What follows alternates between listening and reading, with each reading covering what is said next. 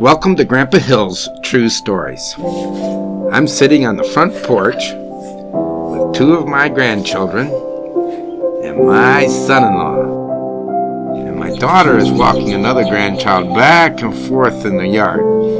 I think she's hoping he'll go to sleep. Yeah. And that would be good. Yeah, it would. So these stories, these Grandpa Hill stories, are for my children, grandchildren, and all children. And all children. Okay. So in this story, Grandpa Hill gets to see An angel, right?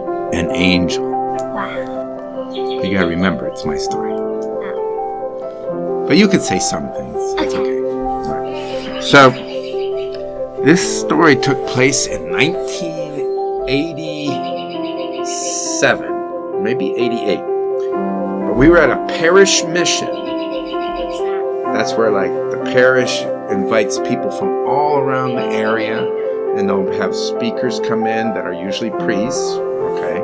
And they will talk to you about your faith and your faith life and your mass attendance and your school and your goodness, just everything that has to do with God. Oh.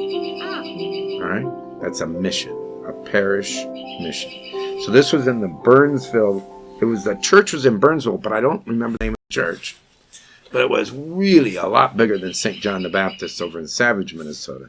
This was in Burnsville. It was like a double-decker church, and it was big and round, and you'd slope all the way down. Yeah, it was kind of roundish, and the upstairs was like 3/4 of the upstairs. Oh, it was like really, really big. Was like it bigger easily. than Holy Family? Oh yeah, like maybe 1,000, maybe 1,200 people could sit down. Wow. It was like way, way bigger.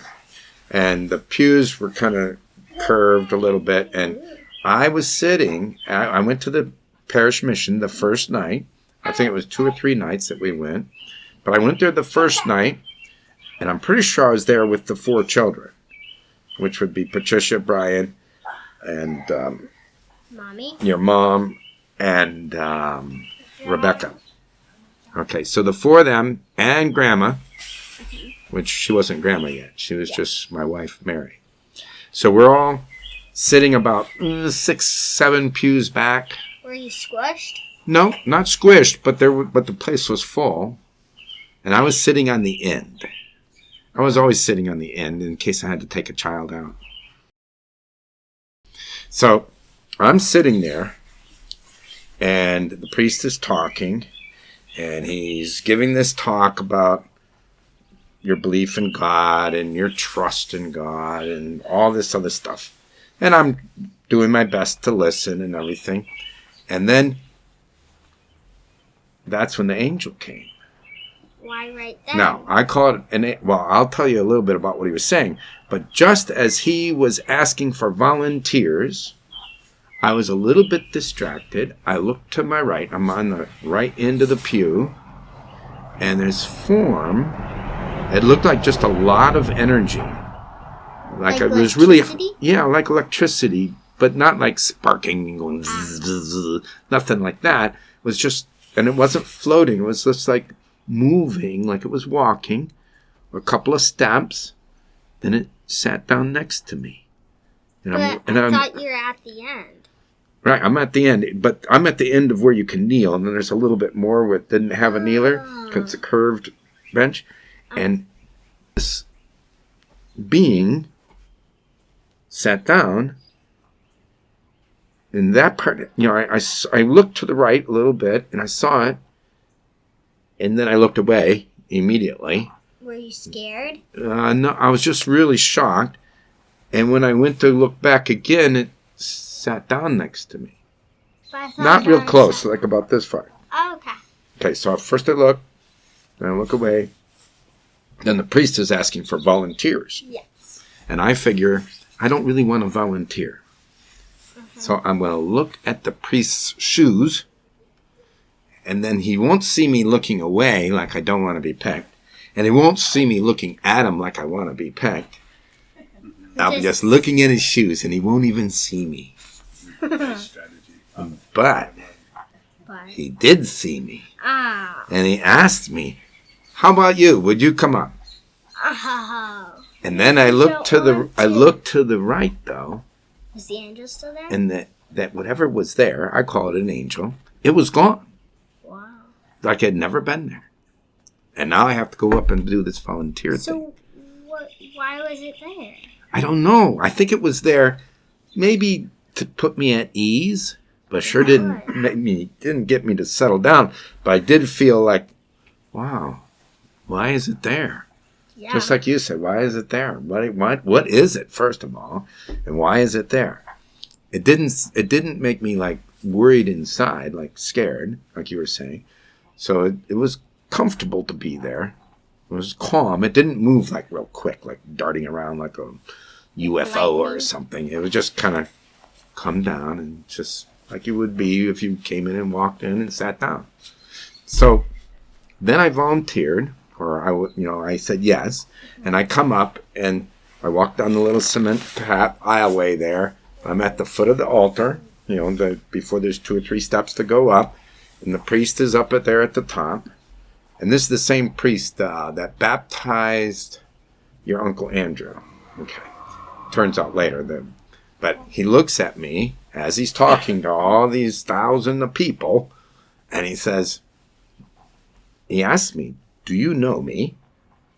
And I said, Father, I've been to some masses that you've done, but I don't actually know you. I shook your hand, I know your name. But you don't know me, and I don't know you. And he said, okay, close your eyes. Closed my eyes. And then he said another statement. He had been talking about trust. And he says, do you trust me? And I said, yes, I trust you. And then he said, fall back. So I'm going to be eyes closed and fall back, crash into the cement floor, no carpet. I'm about 6 foot tall, not quite, and boom, I'm going to break my head. Oh, that's not very good. And I just completely relaxed, fell back. Just like that. Because I trusted him. And I said, I trust you, I fall back. Wow. And that's what some people said afterward. They said, wow.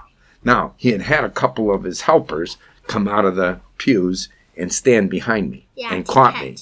Like if you go to these prayer services where you rest in the Spirit and things like that. That kind of catching. You'll go to one someday. So yeah, sure you will.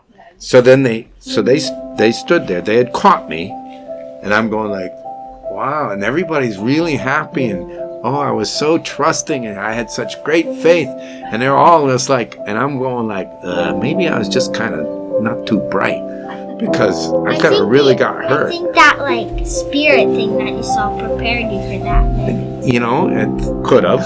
I really don't know. But since then, as different times at retreats and people have things to share, and like your dad just asked about sharing something on the radio station about, or the radio theater about faith moments. So that was a moment of faith, a lesson about trust. But man, it was like, I don't know if I would do that again. Yeah. So that's my story. What'd you think? What if I said that and there's not anyone behind? Oh, yeah, that's right. That's a pretty bad trick. But see, I trusted him. I did tell him, I trust you. And I did trust him.